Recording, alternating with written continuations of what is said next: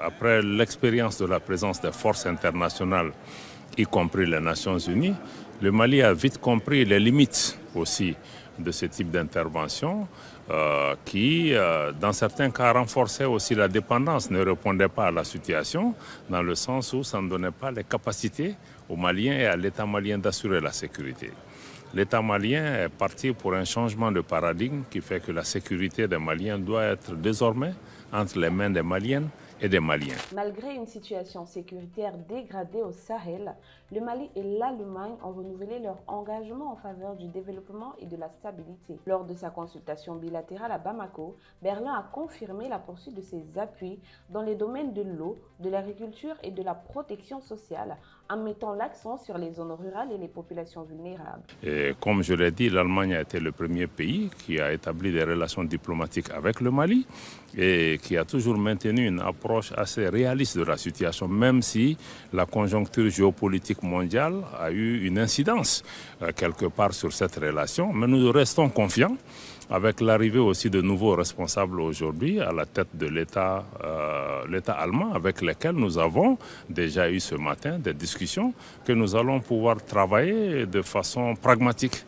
pour pouvoir préserver l'intérêt de l'Allemagne et l'intérêt du Mali, mais surtout l'intérêt de la paix.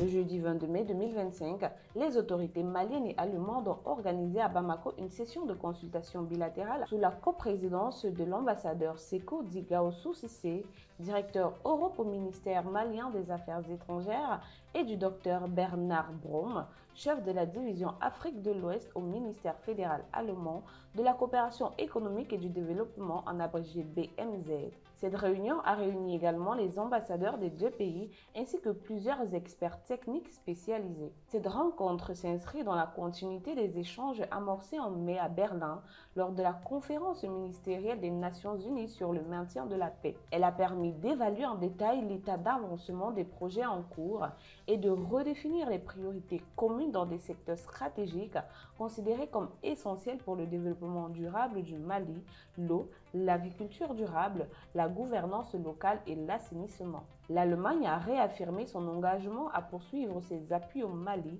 insistant sur un partenariat fondé sur le respect mutuel et une prise en compte rigoureuse des nouvelles dynamiques régionales, notamment la création récente de la Confédération des États du Sahel. Ce cadre régional change les équilibres et impose une adaptation constante des programmes de coopération. Les discussions ont notamment salué les résultats tangibles obtenus grâce à la coopération bilatérale, en particulier la réhabilitation des infrastructures agricoles dans plusieurs régions, ainsi que les progrès réalisés pour améliorer l'accès à l'eau potable. Ces actions ont un impact direct sur la sécurité alimentaire et la qualité de vie des populations, notamment rurales. Malgré un contexte sécuritaire toujours très complexe dans la région, marqué par une dégradation continue et des défis persistants, les deux parties ont réitéré leur volonté commune de maintenir un dialogue constructif et de faire évoluer leur coopération en fonction des besoins concrets exprimés par les communautés locales. Les autorités maliennes et allemandes ont enfin convenu de prolonger leur programme conjoint jusqu'en 2026 avec une attention particulière portée aux zones rurales isolées où l'accès aux services sociaux de base demeure souvent insuffisant. La gouvernance locale figure également parmi les axes prioritaires afin de renforcer la résilience des collectivités et l'efficacité des interventions sur le terrain. La décision de l'Allemagne de maintenir et même d'amplifier sa coopération avec le Mali, malgré le retrait de ce dernier des anciennes alliances occidentales et sa participation active à la Confédération des États du Sahel, peut être perçue comme un tournant majeur dans les relations euro-africaines. Elle marque donc une reconnaissance implicite de la souveraineté retrouvée des pays membres de l'AES qui cherchent à redéfinir leurs partenaires selon leurs propres priorités. Cette posture allemande, loin d'être anodine, confirme que les pays africains peuvent imposer une nouvelle forme de dialogue basée sur le respect mutuel et non plus sur la dépendance politique ou militaire. En acceptant de coopérer avec un Mali désormais tourné vers une vision plus endogène de son développement, Berlin envoie un signal fort à l'ensemble de la communauté internationale. Il est possible de construire des relations équilibrées avec des États africains qui font le choix d'affirmer leur autonomie stratégique. Cela constitue une validation indirecte des ambitions de l'AES, qui et entend bâtir une architecture régionale fondée sur l'autodétermination, la solidarité et la maîtrise souveraine des ressources. Ce changement de ton contraste avec l'attitude de certaines anciennes puissances coloniales qui continuent d'adopter une approche paternaliste et condescendante. Enfin, cette coopération renouvelée peut servir de levier pour promouvoir une diplomatie de développement tournée vers les besoins réels des populations africaines.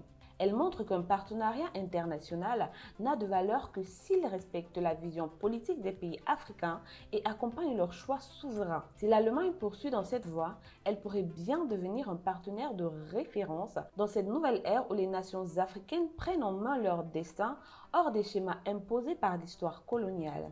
Pour plus de contenu sur l'actualité africaine, suivez-nous sur le réseau social africain Diba World et sur toutes nos autres plateformes. Tous les liens sont disponibles dans la bio.